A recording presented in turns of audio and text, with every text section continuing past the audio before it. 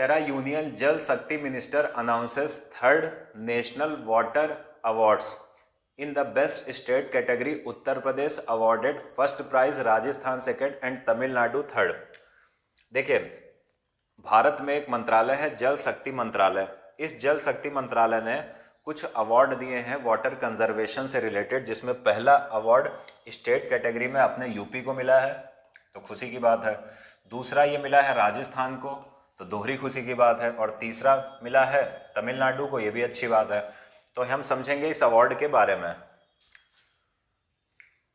चलो भाई, अब अगर हम इस अवार्ड की बात करें तो याद रखिएगा, आपको उत्तर प्रदेश, राजस्थान, तमिलनाडु याद करना पड़ेगा, क्योंकि किसी भी एग्जाम में वाटर अवार्ड के बारे में पूछा जा सकता है।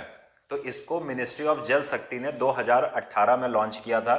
और ये अवार्ड किस डिपार्टमेंट के द्वारा दिया जाता है, पहले ये समझिए। Department of water resources, river development and Ganga rejuvenation, ministry of जल शक्ति के अंतर्गत ये डिपार्टमेंट आता है। इसके द्वारा इस अवार्ड को ऑर्गेनाइज कराया जाता है या दिया जाता है, इस बात को याद रखिएगा। अब बात आती है अवार्ड है क्या।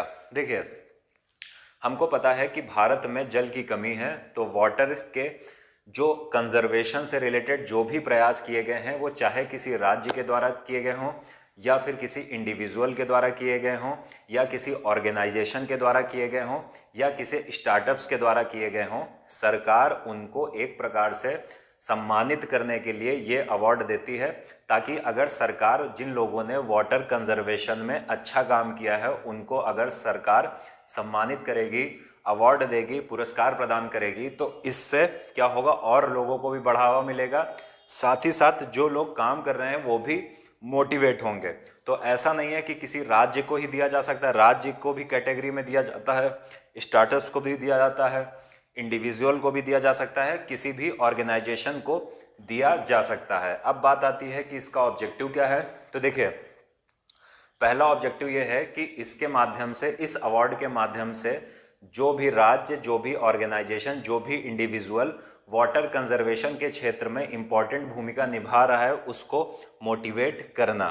दूसरी चीज़, अगर ये अवार्ड दिया जाएगा तो हमारे जैसे पता नहीं कितने लोग इसको पढ़ेंगे और फिर क्या होगा, एक प्रकार की अवेयरनेस फैलेगी, न्यूज़पेपर में आएगा कि उत्तर प्रदेश ने पहला नंबर हासिल किया है, तो उत्तर प्रदेश के लोग भी और अच्छा परफॉर्मेंस करने का प्रयास करेंगे ताकि इसके जो नेक्स्ट एडिशन आए उसमें फिर से पहला स्थान प्राप्त करें। और जिन राज्यों ने बहुत ही लो रैंक हासिल की है वो भी ये सोचेंगे कि हम अगले साल बेहतर परफॉर्मेंस करेंगे, हम अगले एडिशन में बेहतर परफॉर्मेंस करेंगे। कुल मिलाकर वाटर कंजर्वेशन के बारे में इस अवार्ड के माध्यम से आप देखोगे कि क्या होगा, जागरूकता बढ़ेगी, अवेयरनेस बढ़ेगी। इसका नीड क्यों है वाटर कंजर्वेशन की? बहुत सिंपल सी बात है कि हमको पता है कि भारत में वाटर का दुरुपयोग बहुत ज़्यादा होता है।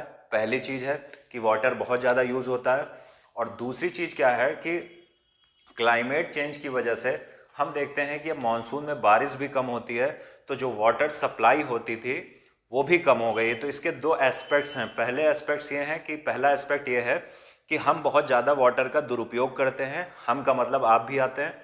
दूसरी चीज़ क्या है कि क्लाइमेट चेंज के कारण बहुत ज़्यादा आप देखोगे कि पानी की या बारिश की कमी हो रही है, जिससे वाटर सप्लाई नहीं हो पा रही है, ग्राउंड वाटर रिचार्ज नहीं हो पा रहा है। तो यही छोटी सी न्यूज़ रही, उम्मीद है आपको समझ में आई।